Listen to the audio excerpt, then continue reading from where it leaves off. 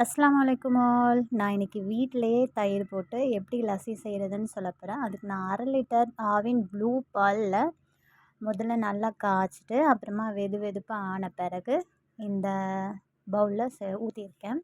இப்போ வந்து நான் ஏற்கனவே போட்டு வச்சுருந்த தயிர் இருக்குது, அது ஒரு 1/2 ஸ்பூன் அளவு தான் இருக்குது. அதை இது கூட சேர்த்துக்கிறேன். சேர்த்து கொஞ்சம் நல்லா மிக்ஸ் பண்ணி விட்டுட்டு நான் நைட் கலந்து வச்சுருக்கேன் இதை. ஸோ மார்னிங்குள்ளே தயிர் ஆகிடும். நான் இது ஒரு ஆவினில் போய் ஒரு லஸ்ஸி குடித்தேன். அது பார்த்திங்கன்னா ஒரு சின்ன கிளாஸ் அளவு தான் இருந்தது. ஒரு லஸ்ஸியே வந்துட்டு 30 ருபீஸ்.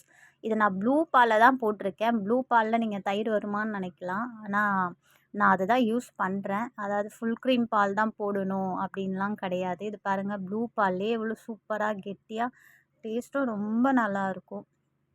எவ்வளோ சூப்பராக இருந்திருக்கு பார்த்தீங்களா? இப்போ அது தயிர் ஆயிடுச்சு மார்னிங்கே. இப்போ நான் வந்து இதை ஜாரில் சேர்த்துக்கிறேன். கொஞ்சம் தயிர் நான் நிறுத்திட்டேன். இவ்வளோ தான் போட்டிருக்கேன். இதில் எவ்வளோ வருதுன்ட்டு பார்த்துக்கலாம். இப்போ நான் இதில் வந்து ஒரு 3 ஸ்பூன் அளவு சர்க்கரை சேர்த்துக்கிறேன். சர்க்கரை சேர்த்து இப்போ நல்லா மிக்சியில் வந்து நல்லா அரைச்சி எடுத்துக்கிறேன் நான். இப்போ பாருங்களேன், இது ஒரு பெரிய கிளாஸ் தான் இதில் ஊற்றுறேன். சூப்பராக திக்காக டேஸ்ட்டும் ரொம்ப நல்லா இருந்தது. இப்போது கெட்டி தயிர் 1 ஸ்பூன் அளவு மேலே போட்டுக்கலாம். இது 2 கிளாஸ் வந்தது 20 ருபீஸ் பாலில். நான் ஆல்ரெடி கொஞ்சம் ஸ்டாப்பும் பண்ணிட்டேன். நீங்கள் வீட்டிலேயே செஞ்சு இந்த மாதிரி ஜாலியாக குடிச்சு என்ஜாய் பண்ணுங்கள். தேங்க்ஸ் ஃபார் வாட்சிங். பாய்.